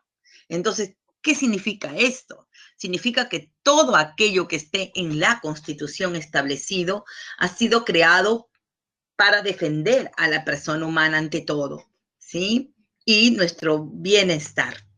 Por eso es que toda constitución comienza, básicamente las constituciones de todo el mundo comienzan con este artículo, con este principio fundamental de la defensa de los derechos humanos. En el artículo 2 de nuestra Constitución ya se encuentran los derechos fundamentales de las personas. Aquí se establece que son derechos personalísimos. En la teoría de derechos se le habla a los vitales, ¿no? Los personalísimos, vitales, cuyo goce es individual, ¿no? Estos derechos personalísimos son los derechos a la vida, a la identidad, a la integridad moral, psíquica y física, y al libre desarrollo y bienestar, ¿sí? Que son los derechos, como repito, vitales, ¿no? Para la vida de las personas y cuyo goce es individual. También el artículo 2 establece que las personas somos iguales en derecho. en el Perú, el derecho a la igualdad se traduce digamos, en la situación en la cual no existe discriminación en el Perú por ningún motivo, llámese origen, llámese raza, sexo, idioma, religión, opinión, etcétera, ¿no? Ustedes dirán, pero acá sí hay discriminación en el Perú. Sí hay problemas, obviamente, es uno de los problemas que tenemos y lo vamos a tocar en las próximas semanas, ¿no? ¿Cuáles son los principales problemas que afronta el Perú? Y uno de ellos es la discriminación, pero eso ya, digamos, un acto discriminatorio significa un acto de violación de los derechos.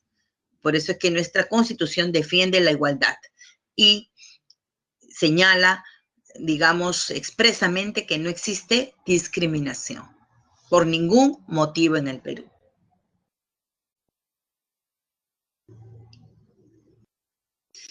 Los derechos relacionados a la libertad. Estos derechos son más amplios, ¿sí?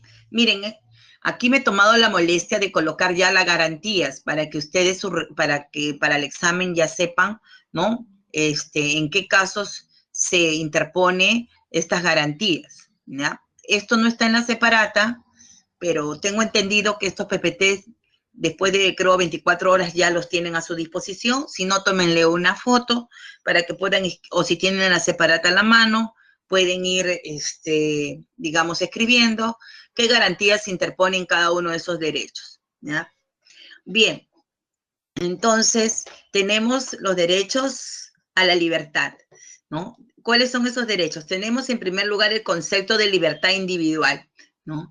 Que está relacionado con este derecho a elegir el lugar de residencia, a transitar por el territorio nacional y a salir del territorio nacional y entrar en él. Sin embargo, por ahí, pues, me tienen encerrada, ¿no? No me dejan salir. Hemos estado en cuarentena, ¿no? Pues acuérdense que el Estado, para garantizar los derechos vitales y personalísimos, ¿no? Si bien es cierto, no hay un derecho más importante que el otro, cuando esté en riesgo la vida de las personas y su salud, que son vitales y personalísimos, entonces se puede restringir ciertos derechos relacionados a la libertad, ¿no? Para proteger a la persona. Por eso es que hemos estado en cuarentena, ¿no? Y ahora tenemos un toque de queda, ¿no? Y se está restringiendo estos derechos, ¿no? Con un régimen de excepción que se denomina estado de emergencia. Pero en situaciones normales, chicos, nadie puede privarte de estos derechos, ¿ya? También tenemos los derechos intelectuales, que están relacionados a la libertad de información, opinión, expresión y difusión del pensamiento. Esto se conoce como libertad de prensa, ¿no? Estos se protegen con la acción de amparo, ¿no? Mientras que los derechos de la libertad individual con habeas corpus. Luego tenemos los derechos de libertad civil, a reunirnos pacíficamente sin armas. Este también derecho se ha restringido por la pandemia, pero en situaciones normales, por ejemplo, los candidatos hacen campañas, hacen marcha, ¿no? Caravanas, etcétera, los sindicatos hacen marcha, huelga, ¿sí? Entonces las iglesias y los organismos ONG también hacen marchas y todo si es pacíficamente, está permitido. También tenemos asociarnos, a constituir fundaciones sin fines de lucro y a la inviolabilidad del domicilio. Nadie puede ingresar a tu domicilio salvo con orden judicial, ¿no? Entonces, si se vulnera alguno de estos derechos, se interpone, ¿qué? Una acción de amparo, ¿sí? La libertad espiritual está relacionada con la libertad de conciencia y profesar una religión. Nadie te puede obligar a ti a hacer algo que no está de acuerdo a tu conciencia, ¿no? Y tampoco te pueden obligar a profesar una religión en la cual tú no crees. Finalmente, al ejercicio público de las confesiones. La libertad espiritual, al ser individual, también se protege con habeas corpus, ¿sí? Tenemos la libertad económica, a la propiedad y a la herencia y a trabajar libremente. Pero ojo con esto, a trabajar libremente, pero sujeto a la ley.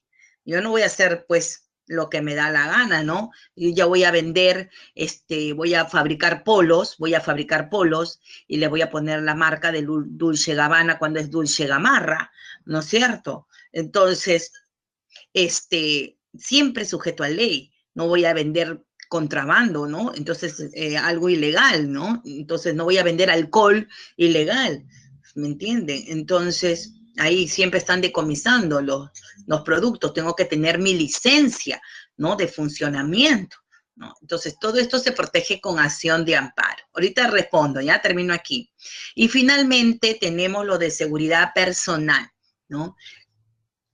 Esta seguridad personal está conexo a este de aquí. Al estar conexos con este de aquí, entonces también se protegen ¿con qué? Con habeas corpus. Aquí en el Perú se protege la presunción de inocencia. Soy inocente, ¿no? Sí, todos son inocentes hasta que se demuestre lo contrario en el Perú, ¿no? Y nadie está obligado a hacer lo que la ley no manda, ni impedido hacer lo que ella no prohíbe. Además, nadie puede ser incomunicado en el Perú, salvo para investigar un caso de un delito, ¿no? Que te lo llevan a la carceleta. Por último, en el Perú no hay prisión por deuda. Ahorita que estamos en tiempo de pandemia, mucha gente está reclamando la luz, no ha pagado la luz, el agua, le debe a Saga, a Ripley, a todo el mundo le debe, ¿no? ¿Se va preso por deber? No. Pero ojo, hay una excepción también. Aquí al único que no le puedes deber es a quién. A ver, ¿a quién no se le puede deber y me voy preso? ¿Quién me dice?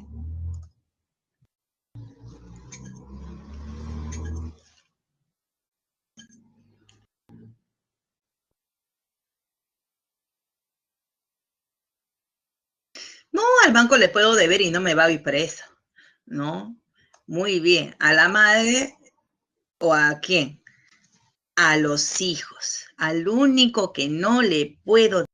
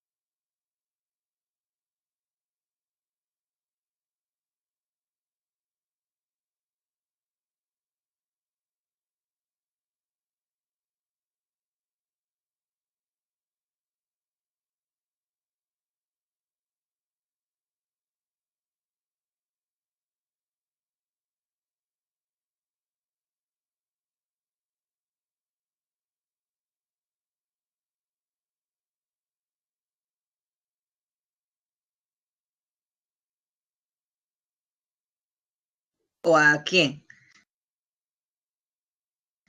A los hijos. Al único que no le puedo.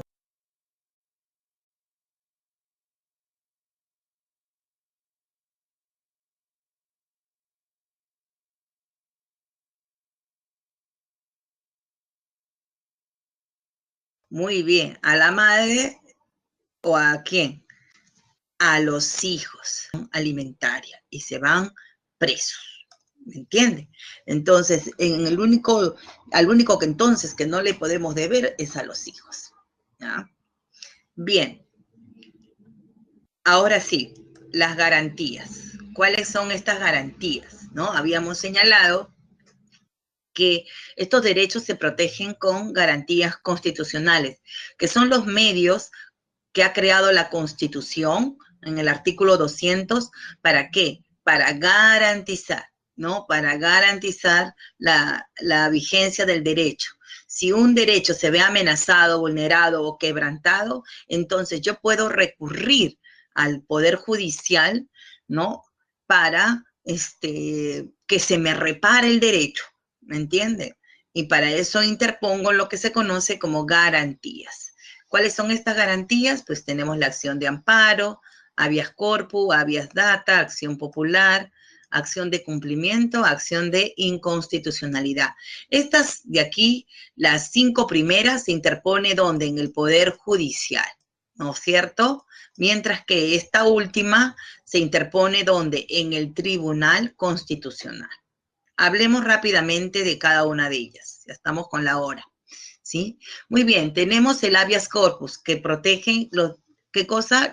La libertad individual y todos los derechos conexos que hemos ido revisando, ¿no? La libertad de conciencia, ¿no? La libertad de la seguridad personal, la presunción de inocencia también, ¿no? Se protege. La libertad de la confesión de fe se protege con el habeas corpus, ¿no? La libertad de tránsito, la libertad de residencia. Luego tenemos la acción de amparo. Ojo con esta acción, porque es la más amplia, es la que abarca más, porque esta acción de amparo es la que protege todos los derechos que están en la Constitución, todos con excepción de los que se protege con el habeas corpus, ¿no? O se protege con el habeas data.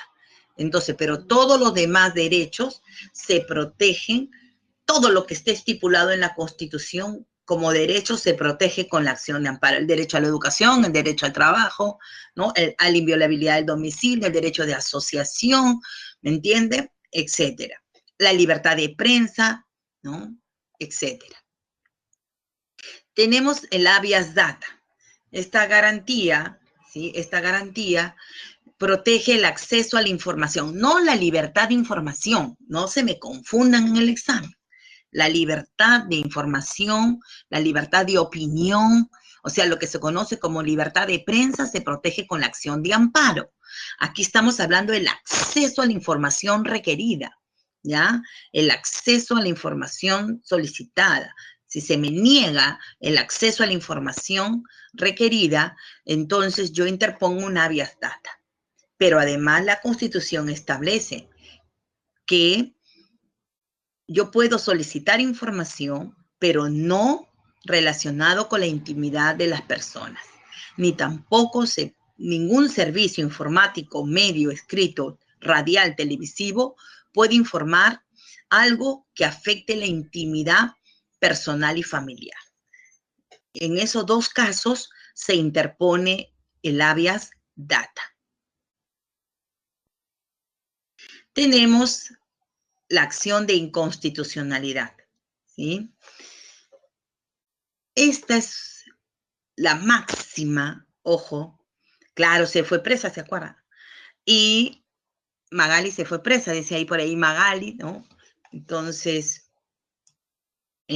acuérdense que cuando Magali se fue presa, analicen su caso, ¿por qué fue? ¿No? Porque violentó la intimidad. Cuando tú eres una persona pública y estás en un lugar público, eso ya no es intimidad, ¿me entiendes? Porque tú te estás haciendo público, estás en un lugar público. Pero si tú estás en tu casa y ponen cámaras o te chuponean, como dice, ¿no? Tus llamadas telefónicas, eso ya está atentando contra tu intimidad. Seguimos. La acción de inconstitucionalidad. Esta es la garantía de garantías. Yo le llamo así porque es la que protege a nuestra Constitución, a Doña Constitución, a la ley de leyes, ¿no? Lo máximo es nuestra Constitución y nadie puede, ¿no?, contravenirla ni nadie puede violentarla. Entonces, si una ley, supongamos la Ley General de Educación, el Congreso aprueba una nueva Ley General de Educación, y esa nueva Ley General de Educación dice que la educación primaria ahora es privada, ¿me entiende? Cuando la Constitución dice que es gratuita, ¿está violentando o no la Constitución? Por supuesto que sí.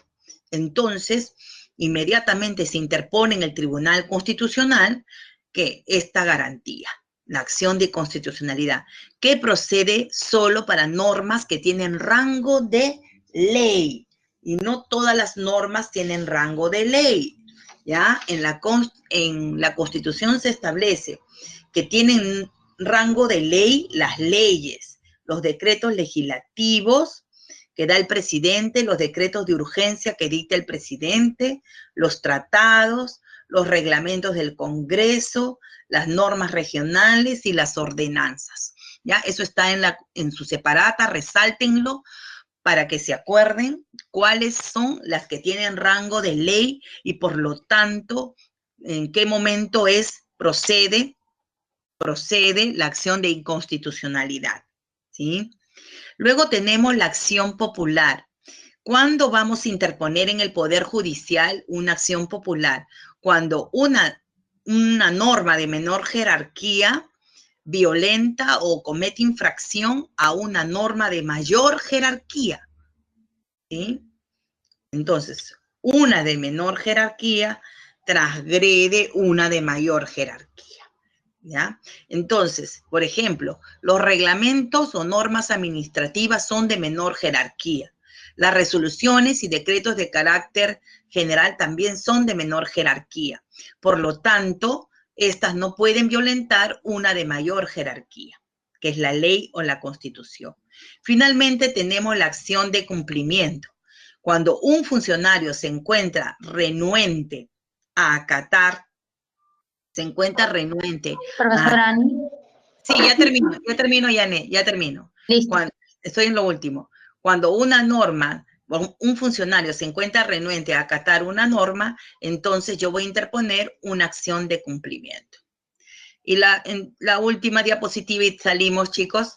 No se olviden que todos son niños hasta los 18 años, dice la convención, ¿no? Y todo aquel menor de 18 está protegido por la Convención de los Derechos del Niño, la cual quedó establecida, ¿no?, el 20 de noviembre de 1989 y se rige por estos 4 principios: la no discriminación del niño, la dedicación al interés superior del niño, el respeto por los puntos de vista del niño y el derecho a la vida, supervivencia y desarrollo, ¿sí? Esos son los 4 principios por los cuales la mayoría de ustedes todavía está protegido si son menores de 18 años, ¿sí? Muy bien, les doy las claves, por favor, con las claves, chicos, las claves. La 1 es la B, 2 es C,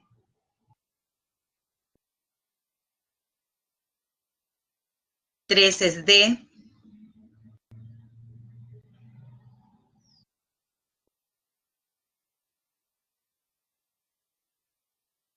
4 es C. Muy bien, hemos terminado esta primera sesión. Voy a realizar una pequeña encuesta para ir mejorando nuestro servicio. Es indispensable que ustedes entonces contesten esta encuesta para que el docente sepa cómo tiene que ir mejorando para darles un mejor servicio siempre a ustedes. La presta a su servicio de ustedes, ¿sí?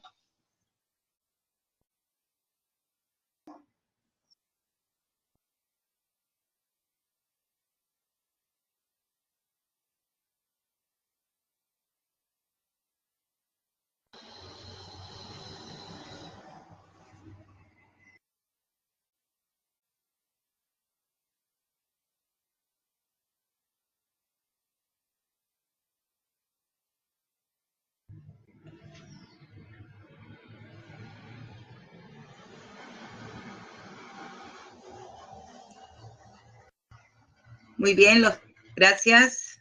Terminamos, me faltan 2.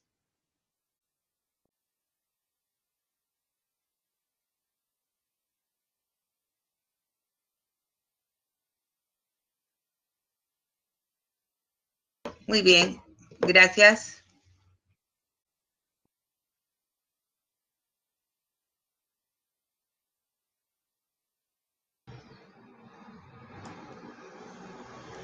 Muy bien, chicos, nos vemos entonces el próximo sábado. Buen fin de semana, ¿no? Ha sido una semana en la que ustedes se han ido adaptando, ¿no? A la Pre San Marcos.